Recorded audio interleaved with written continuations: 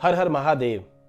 स्वागत है बंधु आज के इस वीडियो में। आज हम चर्चा करने जा रहे हैं, क्या आपको महाकाली की साधना करनी चाहिए।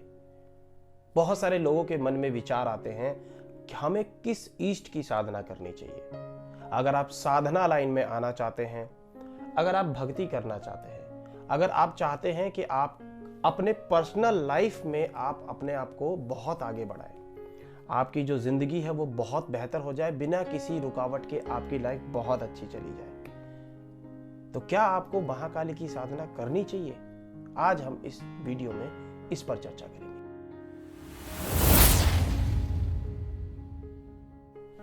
मित्रों, जैसे कि आप जानते हैं कि महाकाली जो है 10 विद्याओं में सबसे प्रथम विद्या आती है महाकाली की विद्या।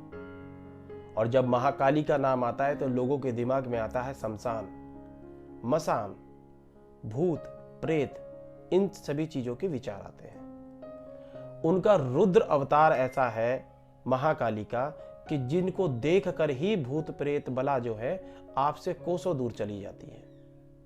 तो अगर आप महाकाली की साधना करना चाहते हैं और महाकाली को आप प्रसन्न करना चाहते हैं, उनकी मंत्र सिद्धि करना चाहते हैं, तो आपके लिए क्या क्या बेनिफिट्स होते हैं। तो देखिए, पहला बेनिफिट ये होता है कि अगर आप किसी भी शत्रु से लड़ रहे हैं, चाहे वो प्रत्यक्ष और अप्रत्यक्ष रूप से हो, तो उन शत्रुओं का संहार करने के लिए महाकाली आपकी बहुत मदद करती है। आप अगर कोई भी कार्य कर रहे हैं, उसमें किसी तरह की बाधा, तंत्र बाधा हो, यंत्र बाधा हो या मंत्र बाधा हो, या किसी तरह का बुरी नजर का दोष हो, तो इस चीज में भी महाकाली आपकी बहुत मदद करती है। इसके साथ महाकाली का पूजन करने से आपके घर में धन समृद्धि की भी बढ़त होती है। साथ में आपके और आपके पूरे परिवार पर एक सुरक्षा का कवच लग जाता है, जिससे कोई भी बुरी शक्ति आपके घर में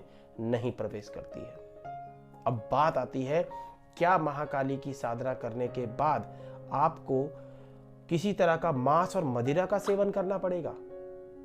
दोस्तों, अगर आप महाकाली का आराधना कर रहे हैं तो आप किसी सक्षम गुरु के साथ ही मिलकर उनकी आराधना करें, उनका पूजन करें और उनको आप साधें।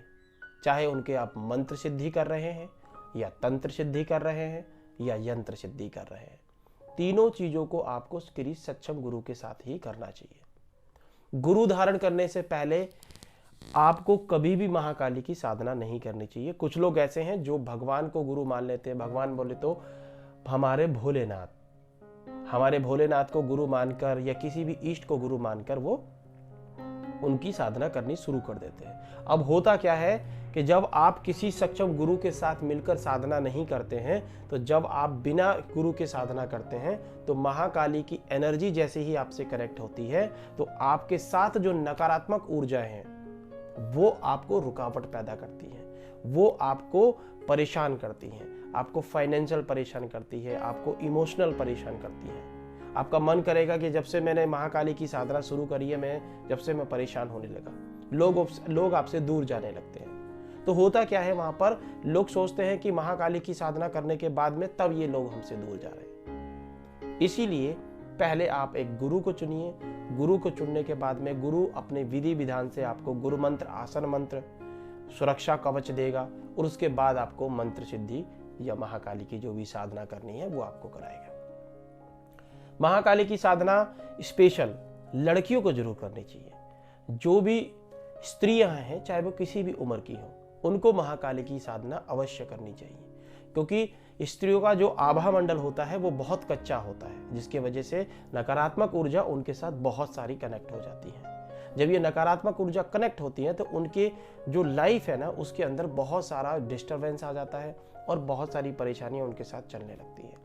तो इसलिए महाकाली की साधना जो है, कम से कम एक स्त्री को तो जरूर करना चाहिए। आपके परिवार में अगर कोई भी है तो एक व्यक्ति को अगर आप साधना करवाते हैं तो उससे पूरा परिवार जो है वो सुरक्षित हो जाता है। तो ये रहे महाकाली के साधना करने के बेनिफिट्स। अब मिलते हैं आपको अगली वीडियो में नए टॉपिक के साथ। अगर आप पहली बार इस चैनल पे हैं तो इसको सब्सक्राइब कीजिए, बेल आइकन को भी दबाइए, क्योंकि हम इस पर लाइव भी आते रहते हैं और आपके सवालों के जवाब आपको लाइव भी देते हैं। उसका नोटिफिकेशन के लिए नोटिफिकेशन बेल को भी आप प्रेस कीजिए। मिलते हैं आपको अगली वीडियो में, तब तक के लिए हर हर महादेव।